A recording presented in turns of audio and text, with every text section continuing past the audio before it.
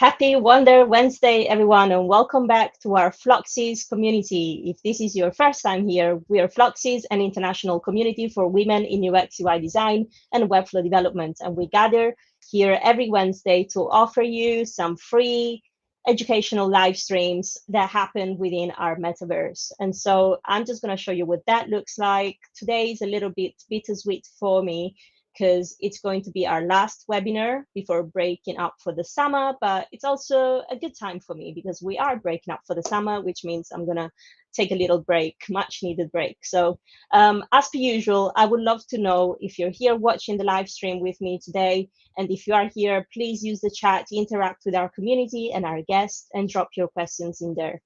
Let me show you where we're at. So this is our Gather Town, which is the office that we use to both host our live streams, but also to get together on a Monday for our focus hour, co-working opportunities, and so on and so forth. Hi, Caroline. And this is our auditorium where the magic happens. So welcome, everyone. Happy Wonder Wednesday. Can you all hear me okay? I can see we're connecting. And so once again, if you're watching, if you're in the stream, you're in the chat, please let us know. Tell us where you're joining us from. All right, can you guys hear me? Let me see. Can you hear me now? Yeah. Awesome. Yes, I was just starting the stream. So welcome, Happy Wonder Wednesday, Floxies community, and welcome Nicholas, Robb to our event today. Great to have you here. I'm delighted to be here, really excited about this. I'm so happy you accepted because I know that you were recommended by one of our members at Floxies. I think it was Lucy. And also, just as I was saying to you earlier, today is going to be our last stream before breaking up for the summer, which is a little bit sad for me, but also equally a little bit great for me, which means I also get to go on a little break. So that's great. And what I love the most about having you here today as well is the topic that you're going to be talking about, which is kind of slightly different to what we usually do every week. Sometimes we tend to focus on a little bit more technical tips for our designers and developers. And so when I saw the title of your presentation, I was really intrigued. Life by Design, and you're the author as well of Life by Design. I'm going to stop rambling about it. I'm going to let you introduce yourself and introduce this topic to our community. And everyone else, if you would like to interact at any point, feel free to use the chat. We'll go through a presentation and we're going to leave about 5 to 10 minutes for our Q&A at the end. Cool. All right. Well, like I said, really happy to be here. I talk about quite a lot of stuff. So, as Claudia said, this is one of my favourite topics to talk about. A lot of the stuff I talk about is really practical, like super nitty gritty systems and like actual plug-in systems in your business. For me, the lifestyle design stuff is the most exciting thing, and actually it's the most important thing. Some people think it's less attractive because it's a wee bit more abstract, but for me, it's literally like the foundation everything else is built in, so super excited about it. So what it is basically today is a lifestyle design masterclass for creators such as yourselves.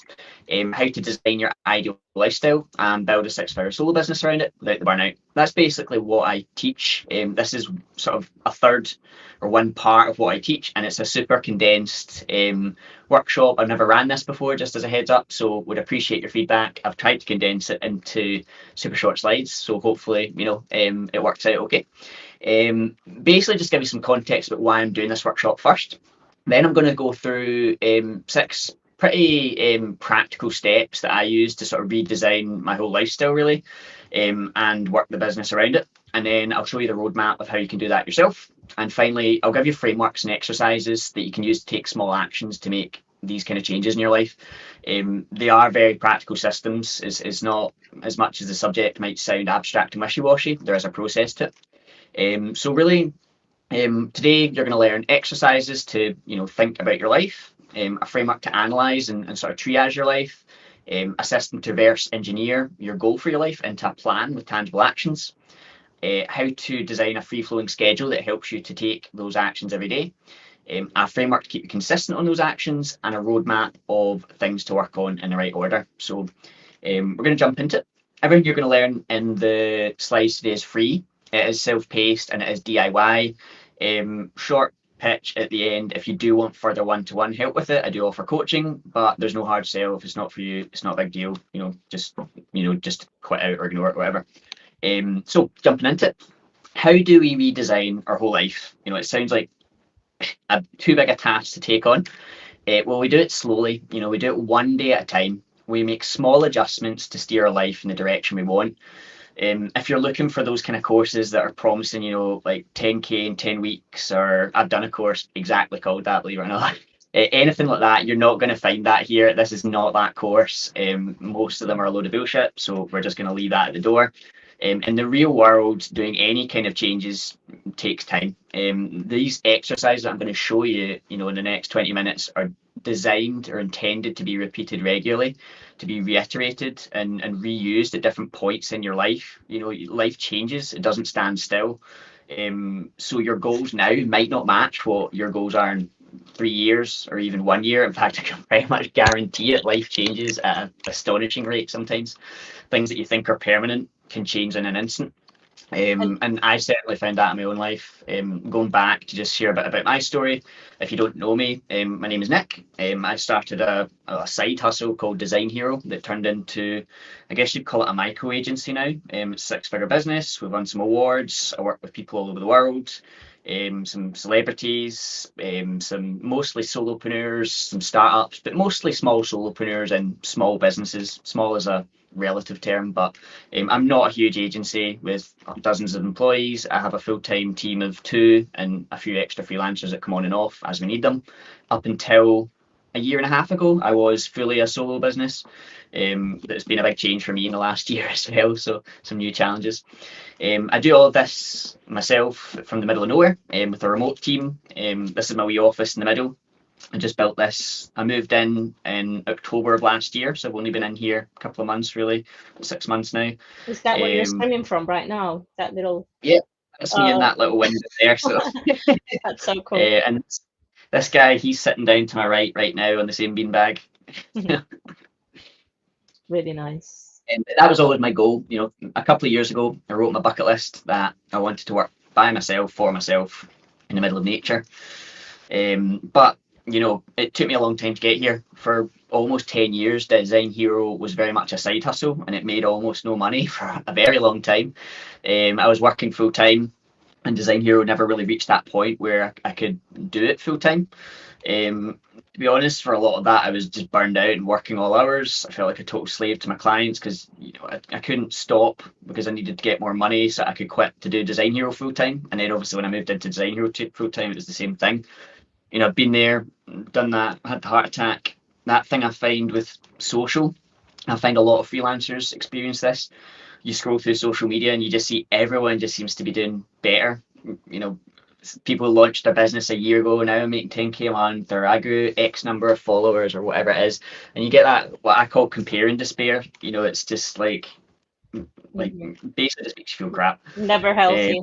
Compare and despair. I like that. I did what most people do. I tried to kind of throw money and time at the problem. Over the last probably 3 years, I've spent over 10K on coaching and courses myself. Some of them were brilliant. Don't get me wrong, a few of them were life-changing, but most of them were just garbage, to be honest. They were really surface level.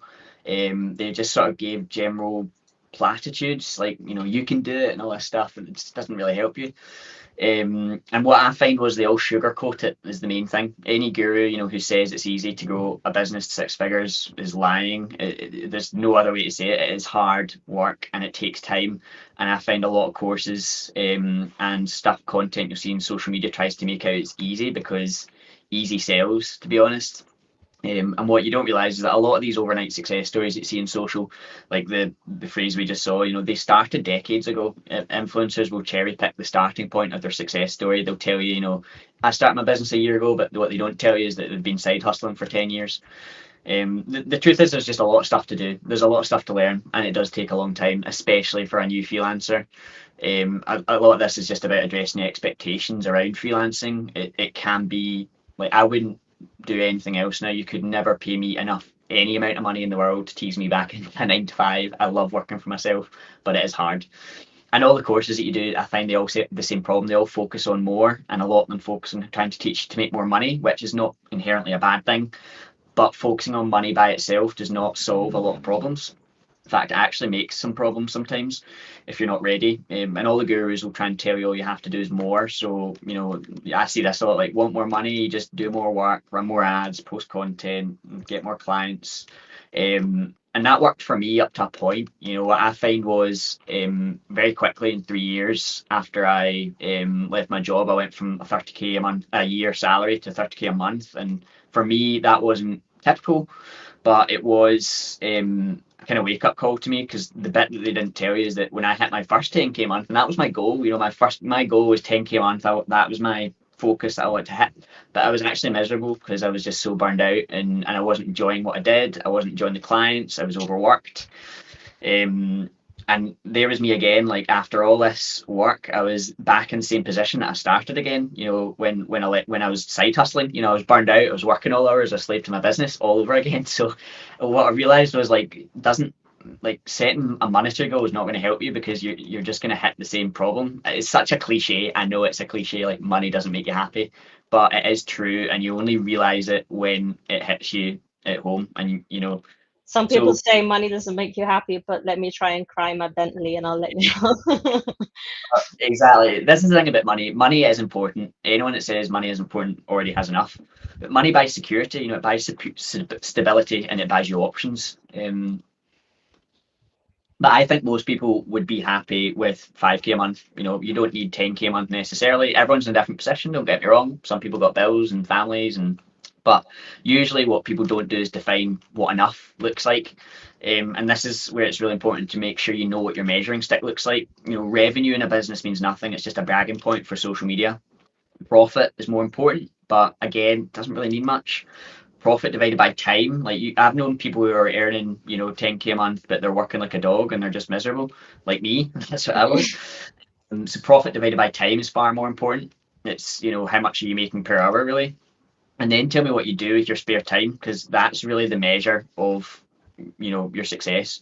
What I like to talk about is a lifestyle business. For me, freedom is the ultimate measure of success. It's like, if you don't have freedom in your freelance business, then what was the point in freelancing? You might as well go and get a 9 to 5, because UX designers can earn a lot of money in the right job. So the goal for me is to make enough money to sustain my lifestyle. And like I said, enough is different for everyone. But if you don't decide what enough looks like, then you're just going to be chasing more and more and more. And that's the trap I fell into, is just like, as you'll have seen, once I hit 10k a month, I didn't suddenly stop and go, oh well, that's me done. I'll just stop. So you just start chasing the next goal, which is higher. It's always higher. So I laugh at these guys. Like, these people are the ultimate cringe, that just, they never realize what enough looks like, and they think this is impressive, and they just keep chasing more money. And you get these guys, like, posing about how much revenue they made this year, and you can just smell their desperation. And behind the scenes, you can just see that they're miserable. And the point is, success means different things to different people, but just don't set all of your success on money, or don't set all of your success on your business either. Life is short, and then you die. Like, I have this tattooed on my arm. It's not good for me. It's a reminder that there's other things outside of my work. My work consumed my 20s. Me and Claudia were talking about this just before we came on the call, and I wish I had realised earlier that, why did I start my business in the first place? Was it to make, a buttload of money, or was it for freedom? And it was for freedom. I started my business because I wanted freedom, and then I just got totally overwhelmed trying to grow it and trying to fit my life around, whatever little time I had left. And really, that's what a lot of people do, I think. And if you work the same way as everyone else, you just work harder and work more. The only way to get more is to work more. It's a self-fulfilling trap, really. So if you want to build, a six-figure business, yes, it's an admirable goal, but you want to do it without the burnout and without sacrificing your freedom. And the easiest way to do that is actually to do less. Like, instead of doing more stuff that everyone teaches in these course, if you want to have a business and still have your freedom, you need to achieve the same results with less input. That's basically the key.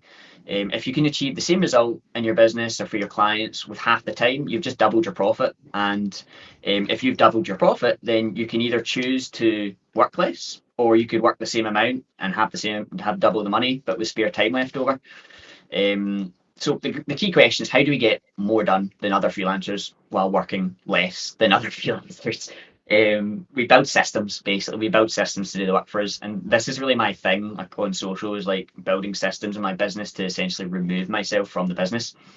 Um, what my goal is essentially to design myself out of the business and automate a lot of the fundamentals, because a lot of freelancers forget that when you do it for yourself, you can't just do the work. You've got to do the finances, you've got to do the lead gen, you've got to do the client comms, and all this stuff that you get done for you in a 9 to 5 suddenly becomes your job.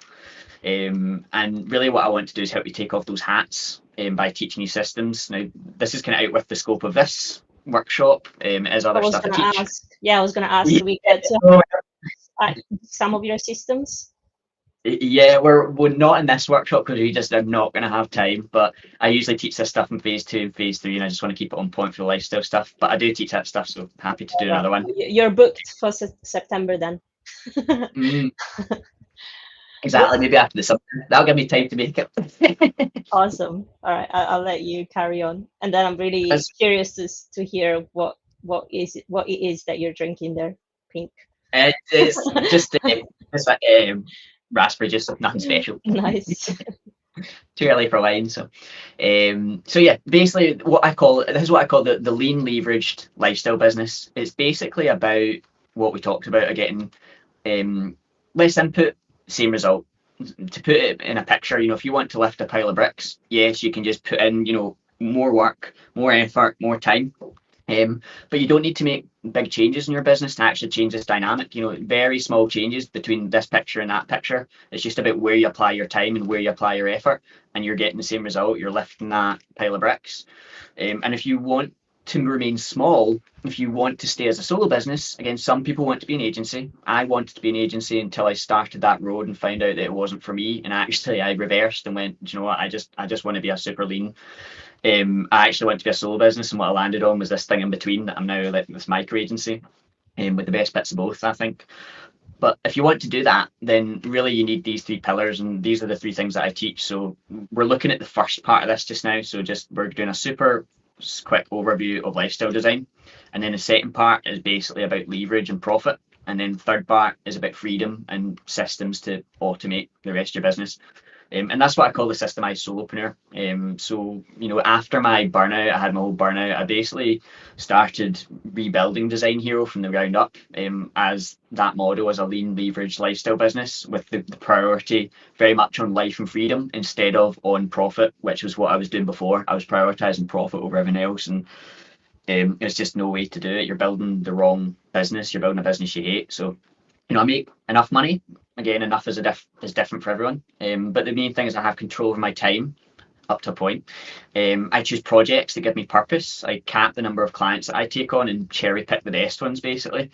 I get outside daily with a dog. I like to write and share what I've learned. I've now had the time to do that. So that's what gives me purpose now. Design Hero runs about 24 hours a week. And the rest of the time I'm usually doing life by design stuff or personal projects. But yeah, the point for me was having money and free time. It's not going to help you unless you have a clear purpose. Giving someone too much free time is actually dangerous. That's why people cop out after retiring. It's why people get depressed after selling their business, because they don't have purpose. People need something going, and that's different for everyone. Like for me, I've got quite a lot of garden projects, and life by design is a project in itself. That is really Is it in Japan? So. Is it in Japan that people never retire? I think. Yeah, Japan's fascinating, because they have a totally different outlook on life and work. It's very much in the West, it's because of Catholicism, really, but because of Christianity, we have this view of work as related to virtue, whereas in Eastern cultures, they don't have as much of that link, so they see work more as purpose, and to me, that's just beautiful. I think they find purpose in their work, whereas we see work as a means to an end, and the end to the means at the same time. So, there's a lot to learn from the Japanese, I think. So, absolutely. I only wish those 3 pillars we looked at. Those ones, I kind of did these in reverse order. I focused on money first, and then I focused on freedom and time by systems, and then only then did I find out I kind of lacked purpose because I had this free time, and I was like, oh, I did the usual stuff like bummed about in the bike and played video games, and then I realized I needed something purposeful to fill my time. And that's really when Life by Design started kicking off. But yeah, it's tempting to skip straight to the quick wins and the profit stuff, especially earlier in your freelance career. But my advice is don't, like, take some time to do these steps first for the lifestyle design, because it is important. These 3 stages are really the right order to do it. Build the design the life you want, build the life you want, then you focus on profit and earning more, and then you focus on scaling without the burnout. And that's the 3 phases really: is purpose, profit, and then freedom.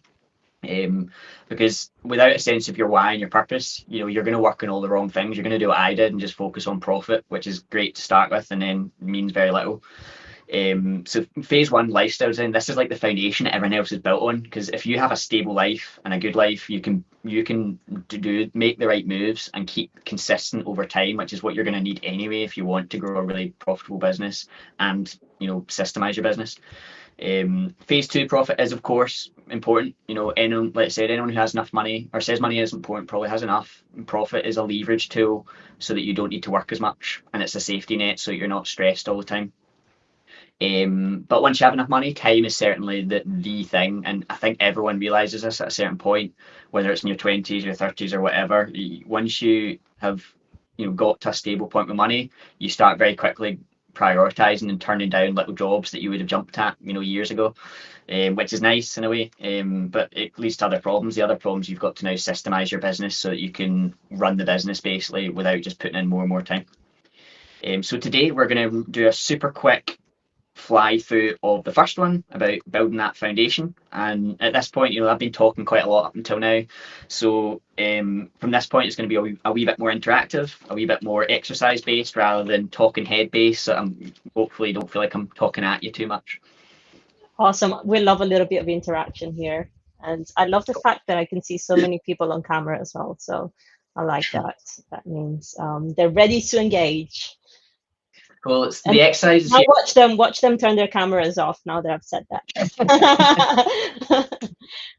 Well, the exercises here are like kind of interactive. So if you've got like a scrap of paper and a pencil, you can pretty much run through some of these like super quick in your head as we do them, which I always think is good. And they are intended to be iterative, so you can redo them afterwards regularly as well, because you have different thoughts at different times.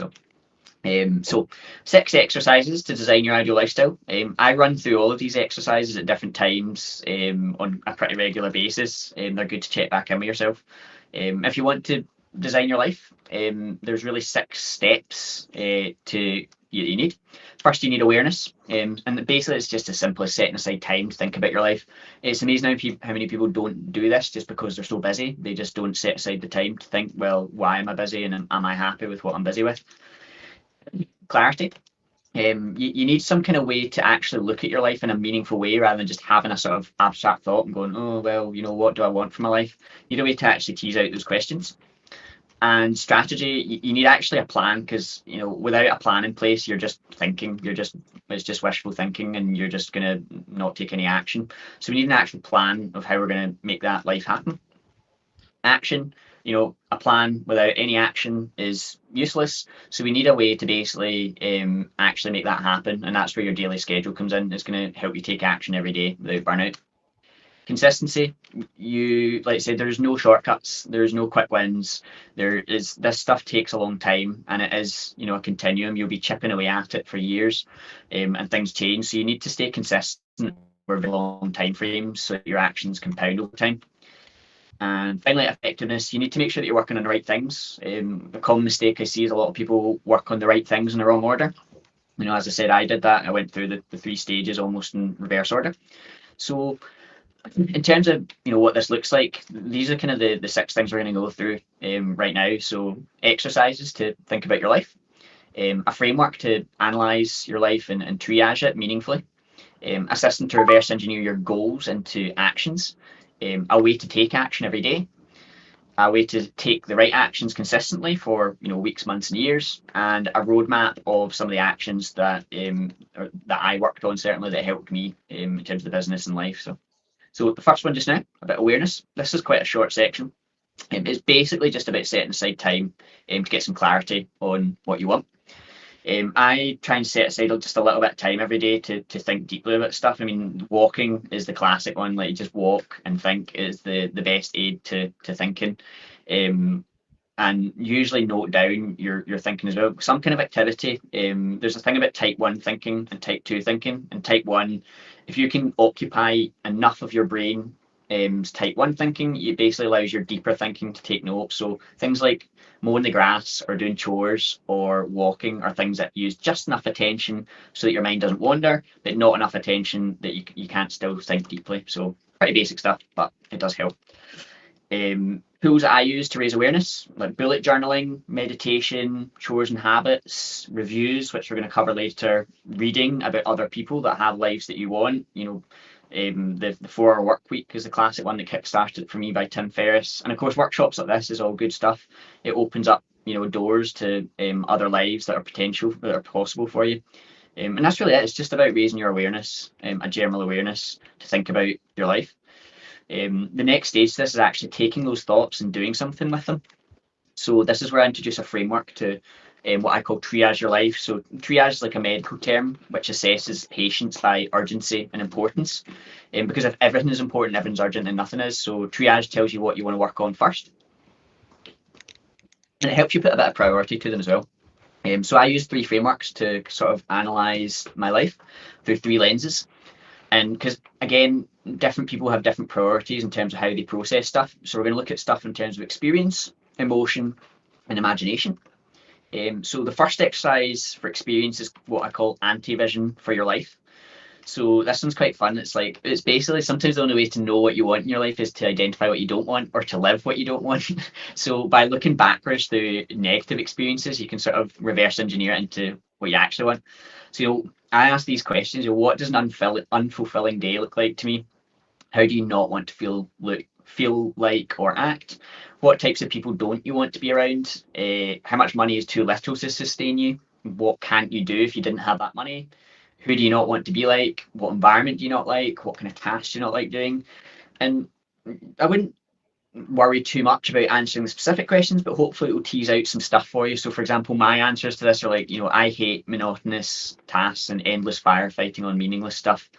I don't want to be just like everyone else, sort of trudging through life, blind, bored, 9 to 5, get home and watch Netflix, fall asleep, repeat. Like, I can't stand the idea of that.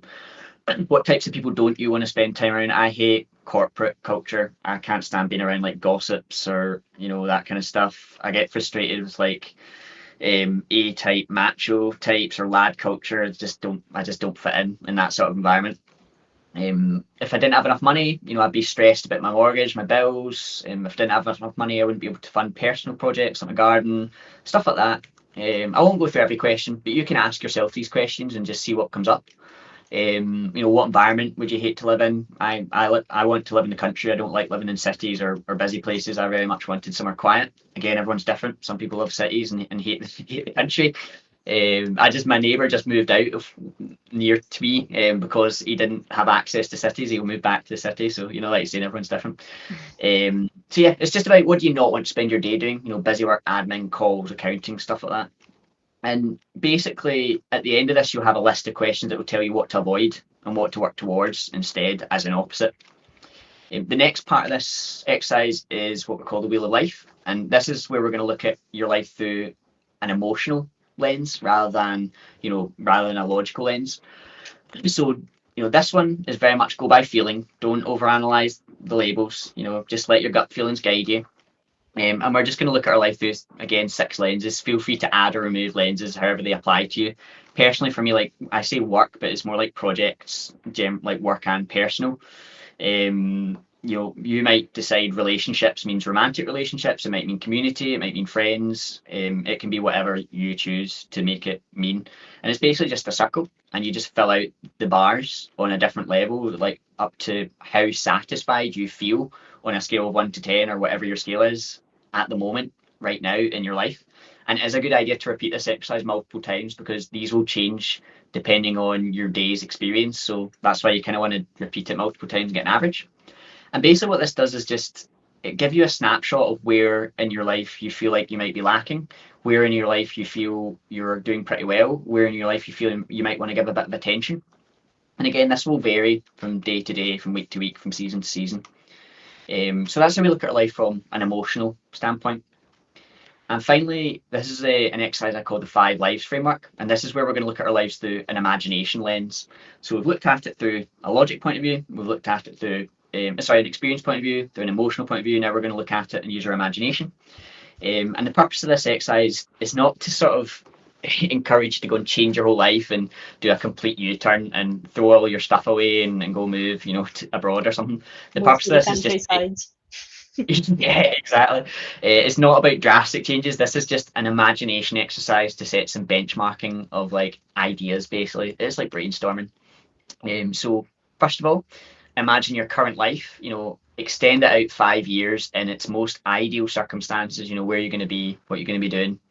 Then go back. Second one is go back and talk to your 10-year-old self. What did you want to do when you grow up? What would be your sort of like no holds barred like dream job? The third one, most people have many skills, and there's probably at least like one or two other jobs that you could consider doing if for whatever reason you couldn't do design anymore, or you suddenly forgot how to do UX design or whatever. So imagine an alternate life where maybe you monetize one of your hobbies or you use one of your other skills. What would that look like? Number 4, money is no object. You don't. If you didn't care what anyone thought about you or what you did, what would you do then if money didn't matter? And finally, of course, the classic one, like if you only had 3 years to live, what would you do? And 3 years is a pretty good timeline because it's not too long, and it's not too short. So it's a good one to think about. And again, the answers to these are just, they could be anything. So for me, an example, in school, I wanted to be a rally driver. That was like my kid dream. So one of the adjustments I made, I went and bought like a cheap car and just to get into motorsport and just basically razzed it once a month to go to the track. For alternate career, I almost became a creative writer in school, believe it or not. They went a whole different path. And more recently, I've rediscovered my joy of writing through Life by Design, and I write every day. And the last one is obviously environment. I grew up, I realised I hated urban bustle. I lived in the city for years and then wanted out, so I've moved to the countryside basically and built a home office. So it's not huge drastic changes. It's just little things that are influenced by the 5 lives framework. And I encourage you to do that yourself. You can work through these exercises to triage your life on a semi-regular basis, and design, sort of take things out that you think, well, that might be a nice thing to add into my life, or I want to remove this part of my life that I don't enjoy and start working towards it. So now we're going to work. Now we've kind of looked at or got the ideas for life. Now we're going to look into the next stage, which is setting goals that are going to take us towards those outcomes. So hope I'm not moving too fast. I know I'm going through all this quite quickly. So I love it. I love the pace. You've got such a good energy, positive energy, which is, such a great breath of fresh air, for us, especially because this is kind of a celebratory event, being the last one before the summer break. And so I'm loving it so far. And I can tell from the emoji reactions, the smiles, I can see that, everyone here is also appreciating it. So cool. That's good to know. And like, if I'm speaking too quick, I do have quite a thick Scottish accent, so just yeah, let us know in the chat if you would like us to turn it down to 1 per instead of 1.5. It's usually the Americans that struggle actually with the Scottish accent, I think. But I love it. So yeah, the second stage, we've been through awareness. We've been through clarity, a framework to analyze and triage your life. The next stage is about kind of strategy or plans, basically. How do we turn these really wishy-washy ideas of what we want from our life into a plan? So turning goals into actions is really the way we do this. So, we have an overview of our life. We need to set some realistic goals for each area of our life. And we need to figure out how we actually take action on them, because plans without action are just wishful thinking. And that's why we need a system to reverse engineer these plans into actual actions that we can do. We have those areas of our life that we looked at. We're now going to set some sort of goals for each area, and you can set as many or as few as you like. For example, my goals were after my 40s, now I'm in my 30s. Mental state, to leave my work stress at work. Relationships is just a classic one. I just want more time with my wife, basically. Work and personal projects. We've got some quite grand garden projects here that I want to finish. Finances, I've always wanted to get into investing in property. It just seems like a good idea, and it's something I know nothing about. Leisure, basically make space for one monthly day trip, something a bit bigger than my sort of daily hikes. So that's my goals at the moment. But we've got to write these down basically. If you make goals and you just forget about them, it's like a New Year's resolution. You're going to forget about it in a month. So really, it's about it's about taking action. I used to set goals all the time, and I would literally do nothing about them. And again, a lot of them were monetary goals. I would set some monetary goal without any idea how to achieve it, and then wonder why 6 months later I was in the exact same position. Hands up in the chat if you ever set a goal and then absolutely not just failed to finish it, but failed to even like start it. Mm-hmm. I don't know if it before. That's why I don't set goals. Exactly. Well, not fail myself. exactly. Well, you've just predicted the next couple of slides because I will explain why people psychologically fail to start goals. So the reason we fail to start goals is really because of a lack of clarity of how to achieve it. When a goal's too big, it's overwhelming. You don't know how to get there. You feel uncertain, and that feeling is uncomfortable. So you're just going to take the path of least resistance, which is basically procrastinating with low value but clear tasks that you know how to do, like emails or, well, I know how to do this job, so I'll just do that instead, and it feels good because you tick it off. The reason we fail to finish goals, if you start them, is because of lack of consistency. Like, goals get me going. I always start off at them in 100 miles an hour, and then I quickly get distracted by the next goal or set a new one. Regularity is boring. Your brain seeks novelty all the time. So if you do the same thing every day, it quickly becomes boring, and you give up or get distracted or lose hope because it doesn't immediately pay off. Especially nowadays, I feel like immediate gratification is so prevalent across everything we do in our life now that people have lost their tolerance for it. And that's not people's fault, that's addictive apps' faults. So to start on our goals, we need to break grand goals into projects we can work on, and to finish, we need to break those projects into steps that you can take every day without fail. And the key to that is just make them as small as possible, make them repeatable, and basically make them measurable and track the habit. This framework that we're going to use is going to give you clarity on how to do that and how to continue doing that over long and short timeframes. And for me, this really turned things around. For 10 years, I found myself just setting these goals with specific targets, again, usually monetary. Usually they were led by the latest guru that I would see saying to do this or do that, and I would set some goal around the latest thing I've been told. And then when I didn't achieve it, I would basically just feel like shit. And what changed for me is when I stopped setting goals, funnily enough. It really did. Like Claudia says, I just stopped setting them because I was like, what's the point? For me, I now work on projects. There's a lot of similar things. It's really, I guess you could call it semantics, but that small mental shift from goal to project does make a big difference. I find, goals are something you think about, and projects are something you do. Goals are absolute, whereas projects are relative. Projects you can start and stop. Projects are self-paced, and projects are something you work on instead of something you're just aiming for. It's all about the way you think about it. And like I say, goals get me going. I'm always pumped, but I get distracted. Like everyone else, we easily get distracted. Projects are about just chipping away at the boring things day after day until those actions just compound into exceptional results. And the first step is the hardest. So the first step is just turning it into tiny actions. If you want to do anything, you set habits and you build those habits until you get the outcome you want. You detach yourself from the outcome. If I wanted to build authority as a solopreneur, I'm going to write one weekly newsletter. I'm going to post daily, and I'm going to do 10 minutes of daily engagement. That's my habit, and they are specific in that I actually set times and times I'm going to work on them as well. They're that specific, and we're going to get into how you do that as well in the schedule section. If I want to be fitter in my 40s, my 30s, well, that's a bit vague. So, habit is going to do a minute or 5 minutes of rowing every morning, or lift weights before lunch. I never did manage to stick the lift weights on, to be honest. I do the rowing every morning without fail. We'll keep you accountable, mate. Exactly. Yeah. You'll find yourself, some habits are going to stick and some won't. So you use the ones that you can, you give up on the ones that aren't built for your lifestyle. So money ones are the famous ones. If you want to make 3k a month, well, how can you do that? Money just doesn't grow on trees. You've got to do something. So DM one ideal client a day, call back one inquirer, one lead a day, post about your results once a week. These are things that you can do that are not outcome based. You can do these every day regardless of the outcome without losing faith. Eventually you will result in the outcome, which is money or leads. So yeah, that's the step. You just basically write down the goal that you want. figure out the steps or the intermediary steps that lead to the result you want, and turn those steps into a habit or an action that you can repeat regularly, daily, weekly, monthly, whatever it is. Like everyone, I'm easily distracted. I get bored. I sometimes give up if results don't show up. We're only human. And that's why, goals or actions are just wishful thinking. I know I've said that a few times, but we're going to find out how to take action every day, regardless of your willpower or your motivation, because willpower and motivation are the weakest link. They're the least reliable way to do anything. So step 4 is about your schedule. How do we plug these actions into a schedule that we can do every day?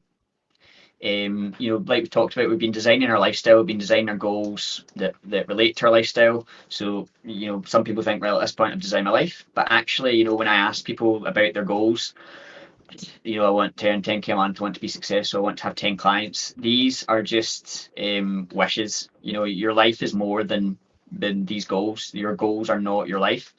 Goals are just potential outcomes of your lifestyle. I love this quote from Annie Dillard. How we spend our days is how we spend our lives. This for me is so key. Your life is just how you spend your time every day. It's your morning routine. It's what you do for lunch. It's the things in your to-do list. It's just a series of moments strung together. So this is why, a good schedule equals a good life, basically. When I talk about action, I'm not talking about taking these huge grand actions and changing your whole life and going chasing these grand goals. What I'm talking about is just making really small changes and really small habits that you can do every day. It's about small steps every day until it changes your life. So you need to become someone that does these imperfect actions. It's not that worked up about the goal or not about finishing it. It's just about taking these actions again and again. And as a creative, we can do that by designing our lifestyle to incorporate these actions. So, think about what your average day looks like. A lot of people really struggle with this because they don't have a regular schedule. And if you don't have that stability, you've got no idea what's going to come up next week, never mind tomorrow. And you can't be consistent if your day is random. If things come into your day all the time that disrupt you, you're not going to be consistently working on the right things. When I went out by myself, when I went from working full time into freelancing full time, I thought suddenly I'm going to have all this time on my plate. I thought I was going to have infinite amount of time going from a 9 to 5, and what happened was basically I just found myself working on menial tasks all day. Like the tasks just expand to fill the time that you give them. This is the weird thing, until I actually set myself a schedule and stick to it. I was just working on menial work, and once I worked out the right schedule for me, I started to basically find momentum. I started to work on the right things, and it removed a lot of stress for me because I knew what I was supposed to be working on. I didn't have to sit there and go, right, well, I've got a million tasks, which one should I do? I would just pick one from the schedule and work on it. Most of the time, I live in the real world, the schedules get disrupted. It That's the takes a way of lot it. of strength to be consistent. That's for sure. Yeah, exactly, and that's why willpower will fail you eventually. It's just a schedule is like a system for yourself. It's like a check-in for yourself because there's no boss looking over your shoulder to do this for you Mm, anymore. mm. Solopreneurs. And it's just easier, I guess, to give up rather than stick to what you're set out to do, or just like fight for yourself in a way, because you're just, Yeah, especially as humans, I feel like we're very inclined towards just giving up on ourselves at the very first challenge. We're like, oh, that's too hard, or just I'll ask someone else, or not for me. yeah, So we don't give ourselves enough space to make mistakes as well and learn, or commit to those challenges a little bit. yeah. I think it's harder than ever, to be honest. It's just there's a double combo I find of people being shown unrealistic stuff on social. Now, Hmm. even if you're in marketing and this stuff is unrealistic, it's like price bracketing. It's like, they talk about bracketing in sales. People throw out this really high level, like this really high expectation, and even if you know on a conscious level that it's ridiculous and it's not realistic, it still adjusts your expectation of yourself upwards.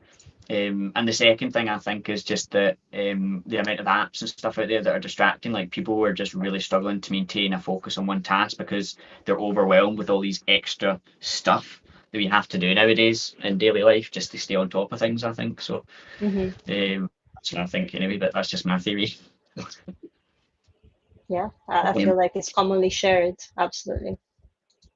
yeah, the thing about productivity, like a lot of people start like want to know about productivity, but the issue with productivity is as you become better at your job and more successful, and as you complete tasks, you're just going to get more tasks, because once you complete a task, it leads to 3 or 4 spin-off tasks. So the reward for productivity is just more work. Really, the only um, way to really have free time is to accept that you're never going to get all your stuff done. There's always going to be more stuff, and you just need to find a way to get in, do the right stuff, and get out, and ignore the rest, Mm. basically, which Yeah, is the and the hardest. fact, the fact that you become better with experience, with practice, and the fact that you can now execute the same task five times quicker than what you did in the past doesn't mean that, as you were saying, tasks tend to expand and fill up all of your time. Instead of, Yeah, you should be focusing on that reward, which is an extra 50% of your time has been given to you thanks to your, you're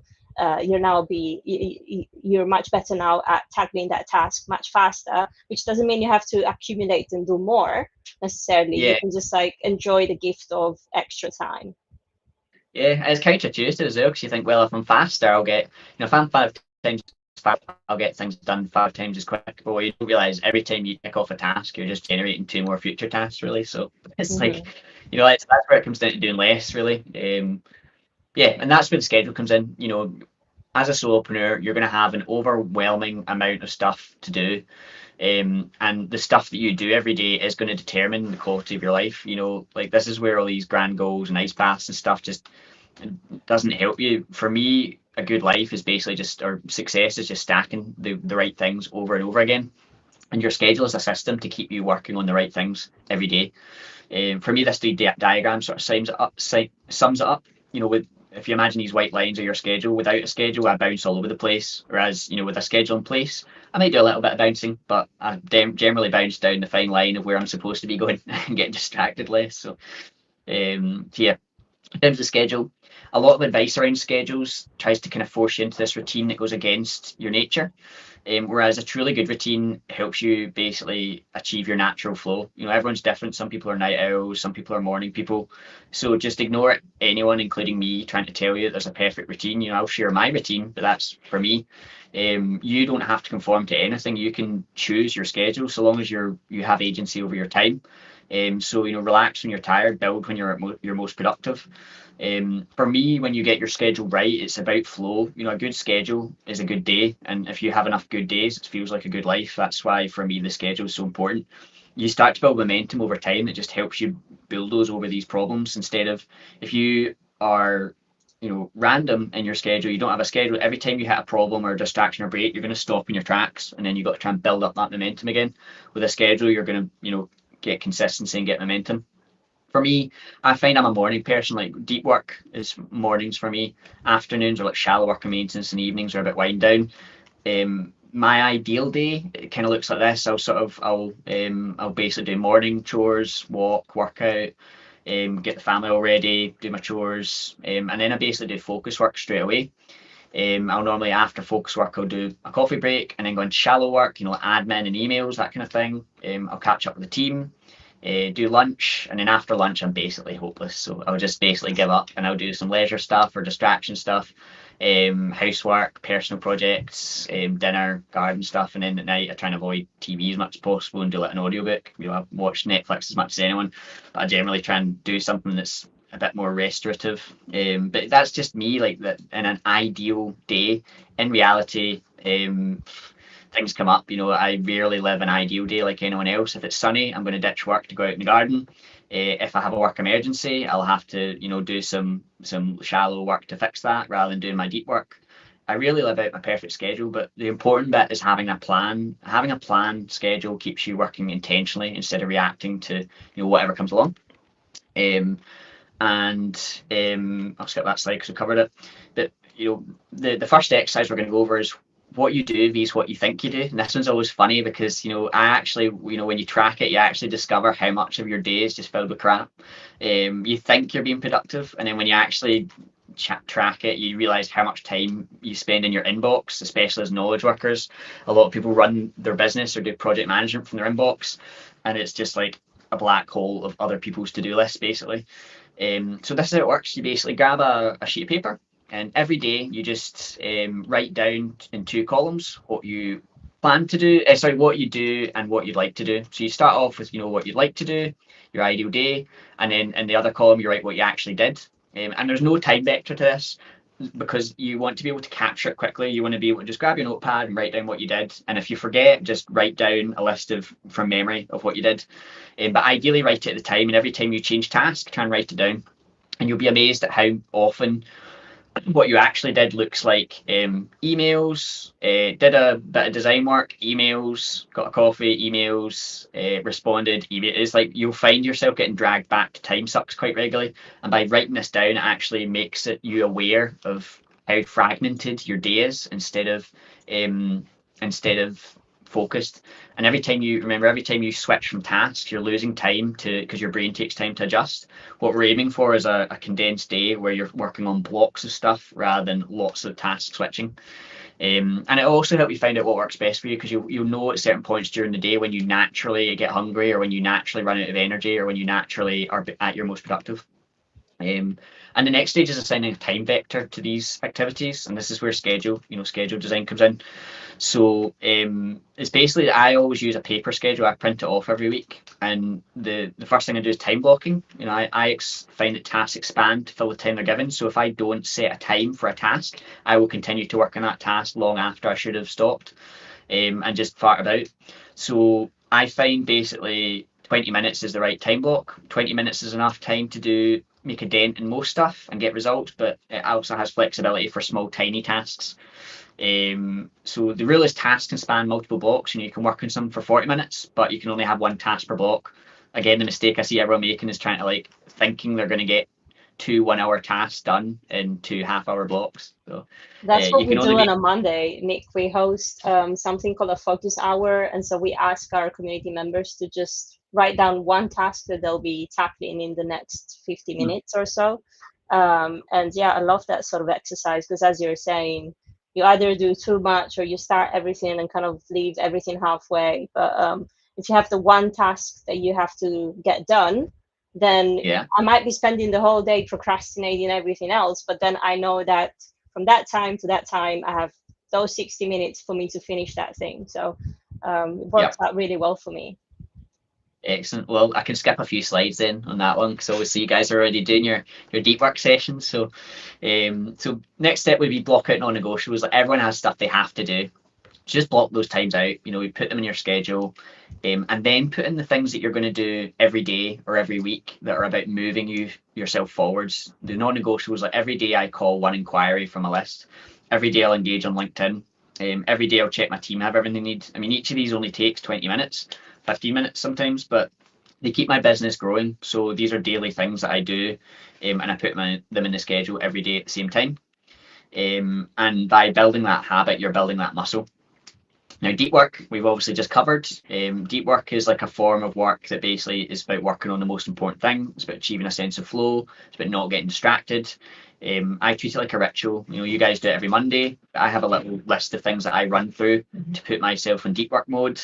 I've got a little timer that I set. I've got a little sand thing that I flip to tell my brain that I'm going to go into deep work mode. And it is a skill that you can practice and grow like any other. So I won't spend too long agonising over it. But the opposite of work, of course, is shallow work. After I eat lunch, pretty much nothing good happens. After I eat lunch, my brain's mush. So I just accept that, and I say, well, I'm going to work on the less important stuff. So I don't check my emails until I've done my deep work. I'll do admin tasks, whatever it is, like stuff that keeps the business running but doesn't necessarily grow. And it's quite surprising what a lot of people argue with me about what deep work v shallow work is. Don't get me wrong, I will do client work as deep work, but I also do a lot of I also consider a lot of client work to be shallow work, because it's stuff that's in fulfillment. You have to do it, to earn the money, but it's not going to grow the business as such. It's not going to bring in more money or more leads or buy you back more time. Basically, just distinguish it. Deep work is stuff that buys you time or makes you more money, or allows you to do those things without directly putting in more time and effort. And shallow work is anything aside from that, essentially. And yeah, just because it's important and just because it makes you money doesn't mean it's not shallow work. So just be aware of that. And this is where deep work is about your most important thing every day. Like you said, I have one thing that I have to do every day. I write these in advance. And if I get that thing done, it's a win. Basically, the day's a win. If anything else after that is a bonus, it's a great way to mentally allow yourself off the hook for not getting everything done. You know, if you don't get everything else done, at least you got your most important thing done. There's always tomorrow. Um, and the next thing I do is theme my time. So in terms of the day, I tend to theme it in, deep work in the morning, break, shallow work, break, wind down, essentially. So it works with my natural flow. And I also theme my days as well. So for example, I'll make Monday about big picture stuff because that's when I have my most energy. Tuesday's about jobs and fulfillment. Wednesday's more of a self day.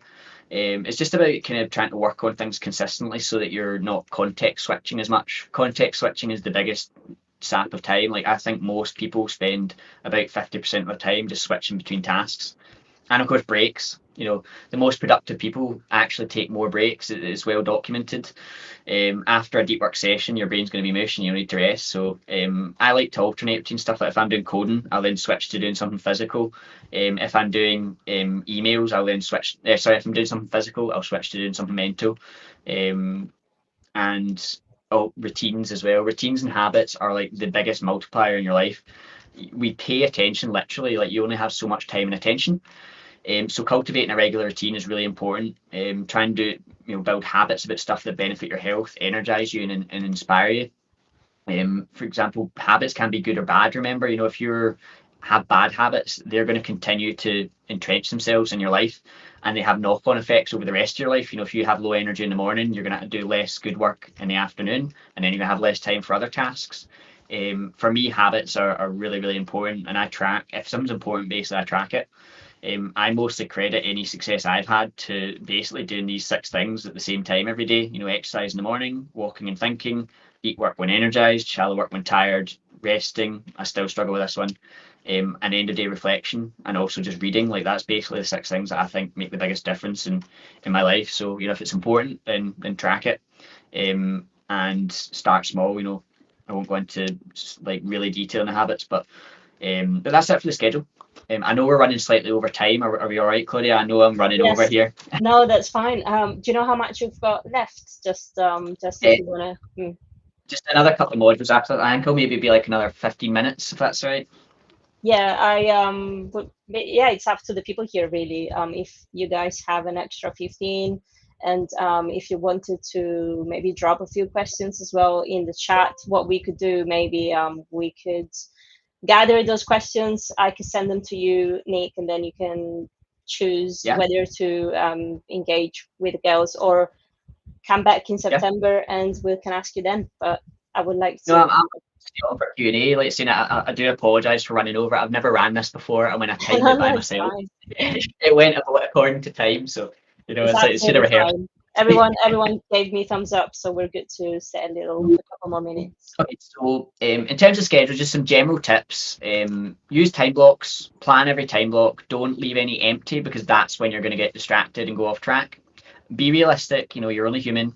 You're not going to get this right first or even 5th time designing your schedule. You're going to have to keep redesigning it till you get it right. It will change over time as your priorities change as well. And make sure to schedule. This is the biggest one. Schedule leisure and downtime. I actually schedule when I'm going to know I'm going to be mush basically and just play some video games because my brain's mush. And build in flexibility. Gaps between stuff, and review it regularly. And the other thing is print it out as well. I think printed schedules are so important. Virtual calendars are great and all these AI apps are great, but they aren't real. And I think when you print it out, it also allows you to revise on a regular basis. So every hour I'll basically check what I'm doing, and quite often I'm not doing what I'm supposed to be doing because I get distracted. So then I'll go, right, I should be doing this, and I'll rewrite my schedule, and I'll literally sit there and score out the next hour and rework it in and jig it about to get back on track. Let's say the important thing is having a plan, not sticking to the plan. So you do revise it hourly basically, and I also revisit it every month just to see that I'm working on the right things. For example, if I've got a big personal project coming in, I'll make time in my schedule for it, and put it into the schedule. Sticking to any schedule for months at a time is really hard. So that's why the next chapter is about consistency and how to stick to your schedule. So this framework's going to keep you on track. So this is about basically self check-ins that are going to help you stay consistent in your actions so that they can compound over time. everyone wants to sort of skip to the end. It's why speed sells, it's why supplements outsell the gym. But changing your life takes a long time. There really isn't any shortcuts. There's no silver bullets. And I do think, like we talked about this already, we need to adjust our mindset on timelines of how quick your success is going to come. So in terms of like the how to stay consistent for a long time and how to get those actions to compound, it's about basically small steps every day. And I like to use this example. It's a really powerful example of the compound effect. So the compound effect is just basically small effects leading to massive changes, and that is the key to changing your life. So imagine a scenario: you're approached by a strange figure who approaches and gives you a choice. I'll give you £100,000 now, tax-free cash, or I'll lend you my magic penny for a month. And his magic penny is doubles in value every day.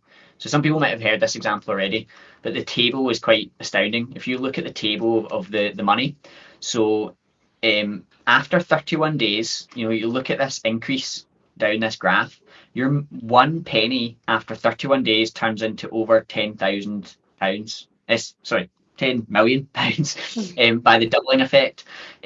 Whereas the guy that took 100k is still at 100k, and the numbers, like, they look nuts. Like, see, when you look at these numbers, they don't seem to work, but if you do it, they do check out. And it's because what you'll notice is, even at all the way up at like day 24, they still have less money than the guy that took the 100k. It's only in the last 5 days of the month that the money actually compounds into those effects, and that's what I want to share with you here. And the earlier you start, the earlier the compound effect takes effect. It's like investing. So, look at this timeline of the person who took the penny on day 1 versus someone who changed their mind on day 2 or day 10. And you'll see the numbers here. It's really only in the last couple of days that these small incremental changes start to have an effect. And this is where I'm sure something really personal, and I did agonize on whether to put this in or not, because I hate talking about money. But this is my real revenue for Design Hero over the last just about 10 years. And again, you'll see that same effect. For nearly 10 years, I made almost nothing less than my full-time job, and then it just kept increasing. And a few things worth noting: this is revenue, not profit. I was working this for over 10 years. I don't think these results are typical, and that trend has since ceased because I've kind of capped the amount of time and the amount that I can earn from my business with the team that I have, and I don't want to scale any further because I'm not interested in being a huge agency.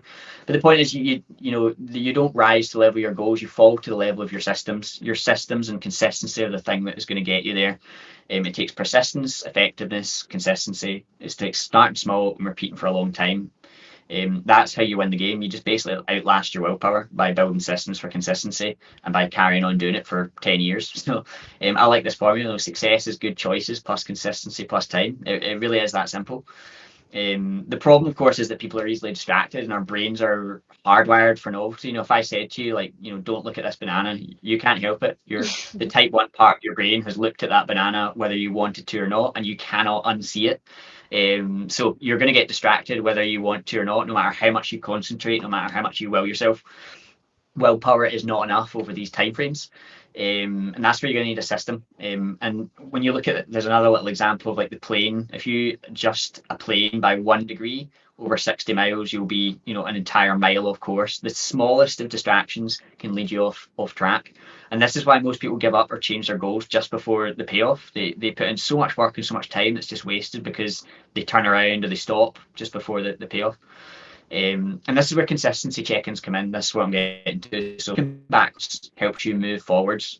It's a bit like, you don't know where you're going exactly. You can't see the future. So the only way to keep yourself going straight is actually to look back over your shoulder and see what you've been working on, and then to adjust your tracks according to that. Consistency systems. These are the systems that I've used to, double my income 10 years in a row. I have templates that I use to review my life and business that I do daily, weekly, monthly, and quarterly and annually. So daily, weekly is sort of micro basis, and then I look at a bigger picture view over the longer time frames. Daily review is pretty simple. I work into my daily schedule. I make sure I've done my most important task. I check in how I felt about the day. I remind myself of the weekly goal. I plan tomorrow, so I have a plan, so I'm not reacting. And I check my daily habits to make sure that I'm working on them. And I usually do this from my beanbag in my office, just sitting sort of looking out over the garden. And I actually write them down as well into this little rotary business card holder thing that I've started doing, which is quite nice because you can go back a year and see what your plans were for a year ago, and they're always totally different to what you want to do now. It's quite interesting. But I write it down based on my schedule, and I'll tick them off at the end of the day. These are the 5 things that I go through. And it's as simple as that. It takes me about 5 minutes. It's really short. And same with the weekly review. At the end of the week, I just do a similar thing. I have weekly questions that I ask myself, and I record in my journal. So did I do the most important task? How much free time did I have? Because that's the most important thing in my business. Do I know what I'm working towards just now? Am I working with a plan, or am I just winging it? What's something I'm grateful for? What am I putting off? Where have I grown? So you can make up your own questions, but the important thing is to reflect a bit and look backwards so you can see where you're going. I'll also set a weekly theme and my most important things that are usually related to the weekly theme in each of the days for the next week. So I'm working in advance.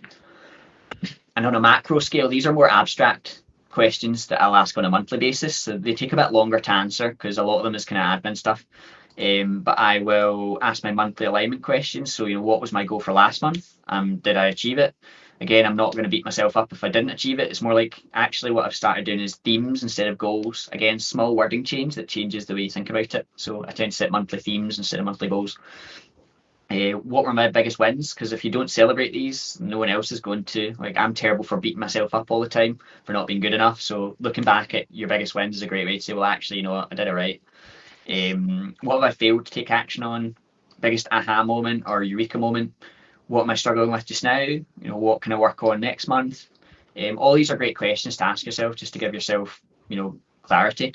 And I will usually plan what I want to do for each month for the next 6 months as well. These do change, because my priorities change all the time, like anyone else. But I try to write down what my priorities are going to be, so I've got something to work on overall.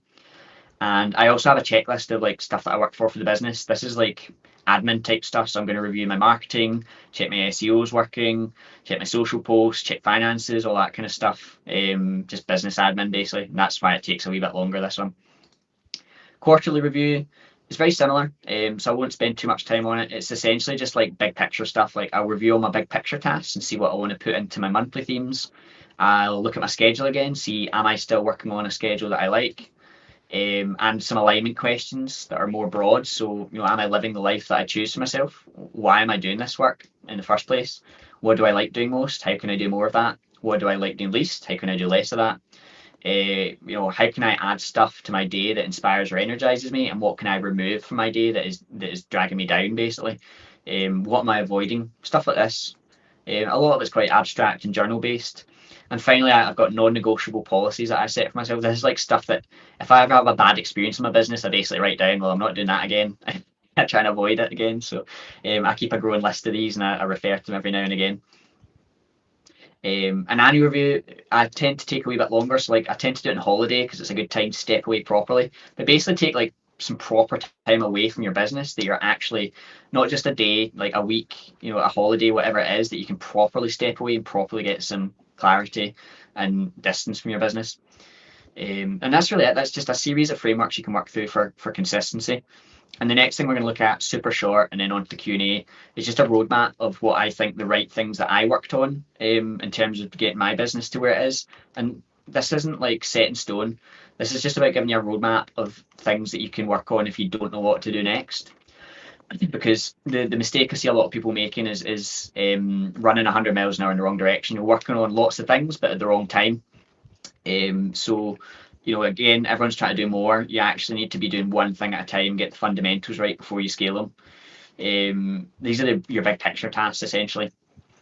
So this roadmap that I'm going to show you is intended to be worked through roughly in order, but don't stick to, it's not a hard and fast rule. It is intended to be flexible. You'll jump about depending on the problems that you're facing right now in your business.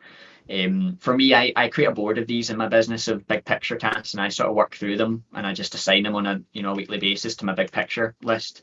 And write them down in my schedule as we talked about. You guys, it sounds like you're doing this on your Monday, but it doesn't really matter the frequency of the time. The important thing is just chipping away at them bit by bit, making it consistent, building a habit of your deep work. And really, this is the things that I think in terms of the order to work on your business. This stuff you'll always kind of be thinking on. This is sort of time non-dependent on time. But these ones, really, the first thing you want to focus on is building stability for your business. And the way you do that is by basically money first, having the product, the niche with a market pain points or investigating market pain points, packaging up your services, working on your offer, adding value for the customer, pitching it to the customer, and having a product ecosystem so that you've got retainers, big ticket stuff, low ticket stuff, for a balanced product ecosystem so that you're always bringing in enough money to be stable, basically. Once you have a product you can sell, it's about selling it to the customer. So sales training, essentially. This is probably, we're into quick win territory, I guess. I hate that phrase, quick win. But this is where you're going to build the cushion, safety cushion for your business.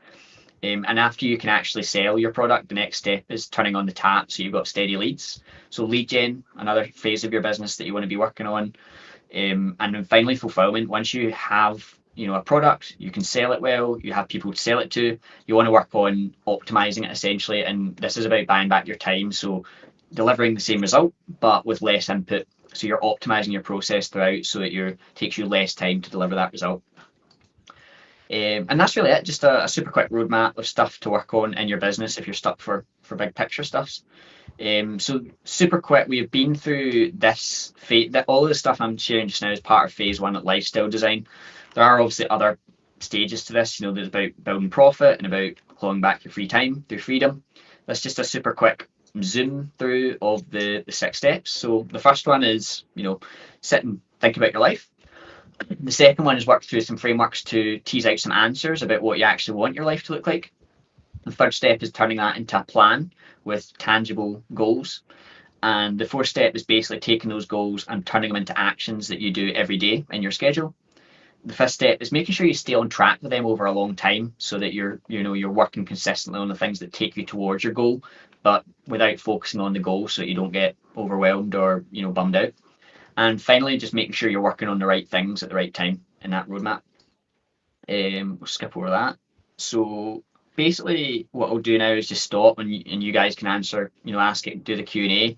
Yeah, in terms of the larger picture, if anyone wants any one-to-one help, I'm here for a bit of extra help. Like, most people know what they want to do, they just don't know quite how to achieve it. You've got the framework there. There's nothing special or unique about me or my story. Like, I just want to emphasize that. I'm just a guy that side hustled for a while and then worked out some stuff, and I was very fortunate along the way. If you do want more help, we can do one-to-one stuff. But I'm not going to push it particularly in this call. I want to help you get there faster, but these are all stuff you can do yourself. It's just about working through these phases. If you do want to work one-to-one with me, I work with self-employed people, solopreneurs, freelancers. There's lots of results on my website, which I'm not going to labour or go through. A lot of people have found the stuff that I teach helps a lot, help them improve their life, help them work less, help them get clarity, help them feel less stressed. They all get different benefits from it. And if you do want to chat with me, reach out afterwards. We can have a further chat about it. And that's me. I'm done, and I will take any questions now. Amazing. Sorry, well, I know that you said that you don't feel like you're doing anything special here, but I disagree with that.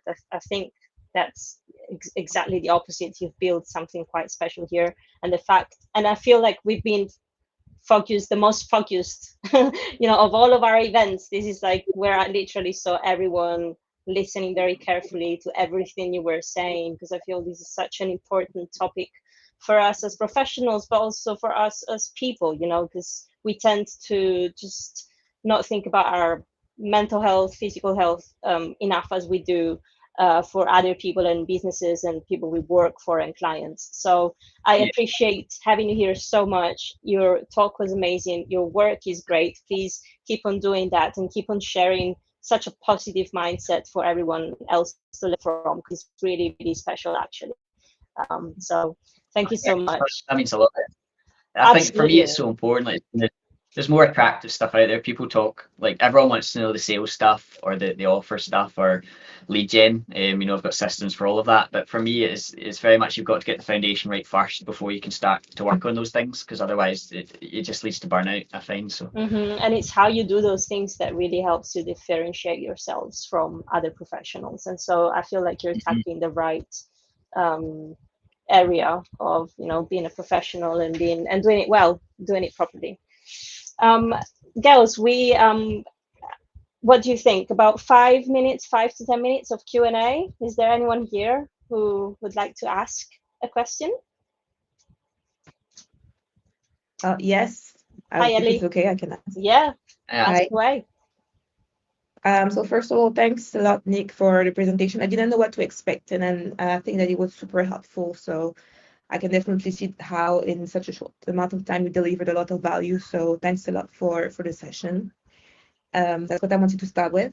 The second thing is I know that it takes a lot of time to plan all that. So I was thinking if you would recommend people to do that down the line, right? So because maybe if you get started with freelancing or side hustling and then you get a bit overwhelmed with planning, then maybe you start and then you plan, or would you say it's better to plan first so that you don't burn out and then leave? I don't know what's your take on that.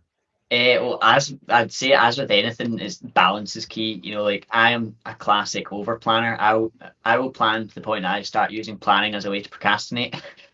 So as with anything, I would say plan the broad strokes, but wait, like once you're like 50% of your plan is together, then start before you feel ready, because action is the thing that's going to give you clarity with anything. Like this is general advice, but with any part of your business, if you want to, you know, build a lead funnel or reach a new type of client or build a product or an offer, whatever it is you're doing that is in your big picture task this week, you can only plan it so much. Once you start working on it, then you're going to figure out what the next steps are. So a lot of the time, you kind of want to plan broad strokes, plan the time you're going to work on it. Yes, plan the habits, but for the action, you want to take action and then figure it out from there, because otherwise you will just continually over plan and overthink stuff. Okay, got it. So basically getting started first and then while you're working on things like it, planning. Okay, amazing. Thank you. Yeah, I would say so. I mean, everyone's different, but like I'm a classic over planner. I like to have all my ducks in a row, and I'm very risk adverse, so I like to have all my ducks in a row before I jump. But actually, like a lot of the time, it harms me because I have these like pages and pages of notes, and I don't actually action any of it eventually. So you know, that is a balance, you know, with anything. So Great, thanks. Thank you so much for your question, Ellie. And I saw a comment in the chat from Nikki that made me laugh. She says the worst habit is losing my notebook or losing the document I am using for journaling or sketching. Yeah, absolutely. And Nick, I hope it's okay. I shared your LinkedIn profile in the chat as well if people wanted to connect with you. Yeah, of course. I use both for journal. I have a little pocket book that's like a police notebook that I carry in my pocket, and then what I normally do is like I'll transfer them into, I've got like a virtual journal that I keep everything in as well, because it's quite nice to look back. You look at stuff from sometimes like a year ago, and it's amazing the stuff that on a year ago was like your top priority, and you look at it now and you're like, that doesn't even matter, like I'm not even doing that anymore. So it's Awesome. Any other questions from the community? Feel free to ask. Got a couple of minutes left, or use the chat if you're feeling shy.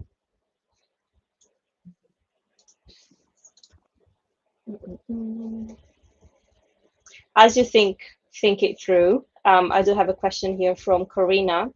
She says, how do you choose between 17 conflicting passions and priorities, or make them work all together?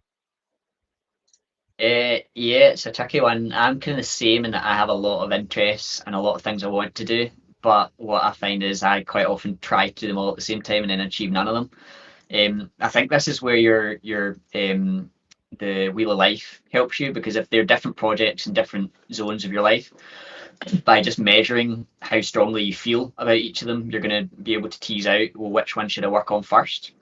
Realistically, in your life, you can only really have like one or two projects under each domain at a time before you start to burn out.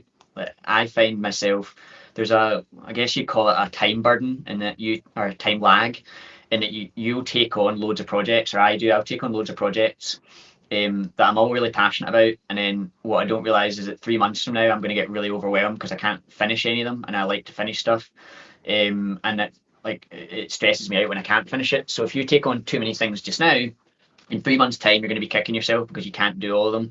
So really, you've got to plan which ones are you going to work on, and ditch the rest, and allow yourself to let go of the rest. And framework that I use to make that easier is I say it's a great idea, but not now. So like if I've got an idea I want to jump on and I'm working on, I already have 2 or 3 projects on my plate, I say, well, that's a great idea, but not now. And I'll actually write it down in my ClickUp, which is my like second brain. It holds like my whole life.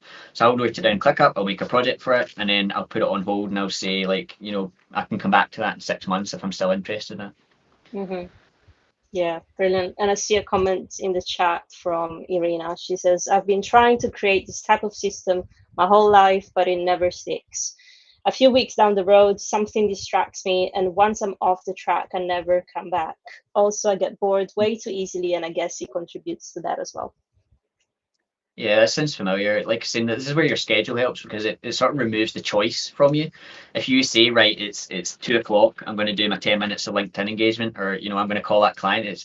It's like you're your own boss telling you to do it, rather than if you work by yourself, you don't have anyone forcing you. So I need that as well.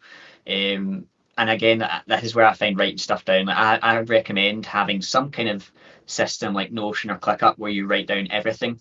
It's called a second brain. Like Tiago Forte's got a really good book about it. But the benefit of it is once you write it down, it's out of your brain. So if you have like 16 projects in your head that are all floating around there, using up a little chunk of your memory and your attention every time, you're going to flick back to them every time you've got a bit of downtime. And that's why you're getting bored and distracted. Whereas if you write it down and say, right, it's recorded, it's there, I know it's there, but I'm just not going to do it just now, then it's sort of out your brain, and you can get back to the big project. So yeah, that's the link, Building a Second Brain. Yeah, that's a great book.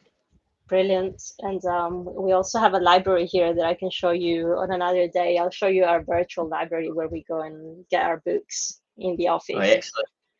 I've got a very long reading list. It's going to get longer, isn't it? Well, this could be your office as well. Come and work from our pixelated office.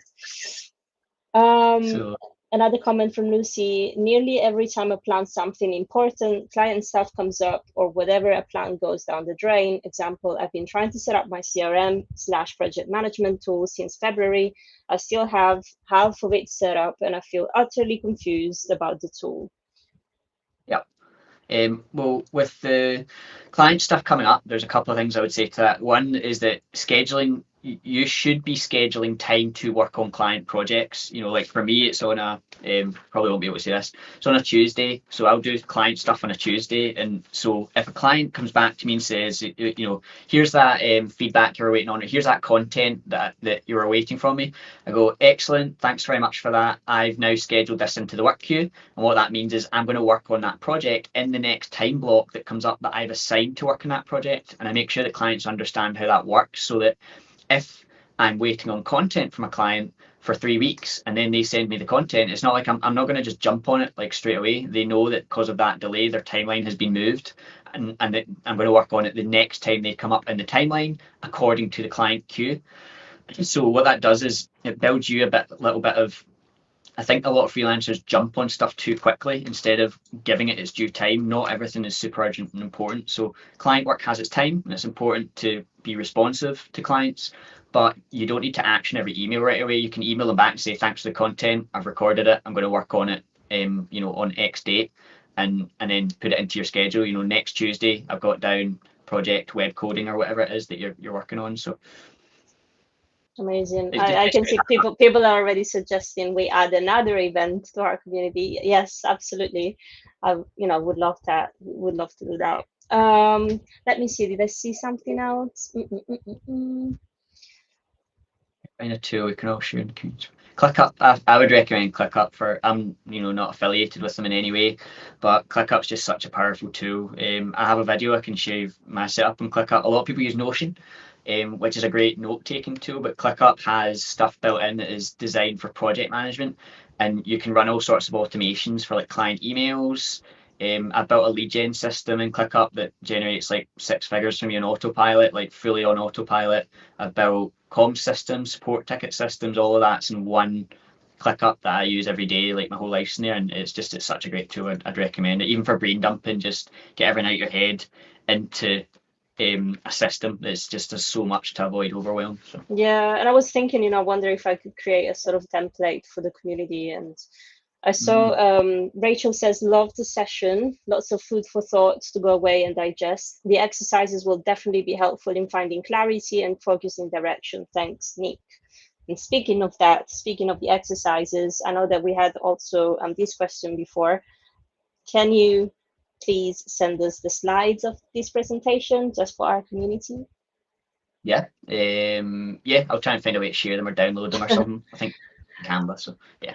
Awesome. Well, thank you so much. I'm sure we can go through them maybe during an event, community events like internal, private, and yeah, it'll be really, really helpful indeed. Awesome. Yeah. Well, Nick, again, such a pleasure to have you here. I'm gonna shower you in Nice. confetti. There you go. Thank you so much. Thank you so much guys. Thank you so much. for sharing all this with us. Floxies, my dear Floxies, have an amazing summer, everyone. This is going to be our last stream before September, but obviously, well, I'll still be in the Discord. We're still going to be doing our focus hours and all the things that we do internally, but no live streams until September. All right. Well, Nick, you have a fantastic day ahead and your evening. Make sure you do enjoy your free time that you work so hard to get. So thank you so much once again. I hope to stay connected and potentially we can have a part 2 later on this year. Yeah, likewise. It was brilliant. Thanks so much, guys. Really nice to meet you all. Bye, everyone. Thank you. Have a great day. See ya.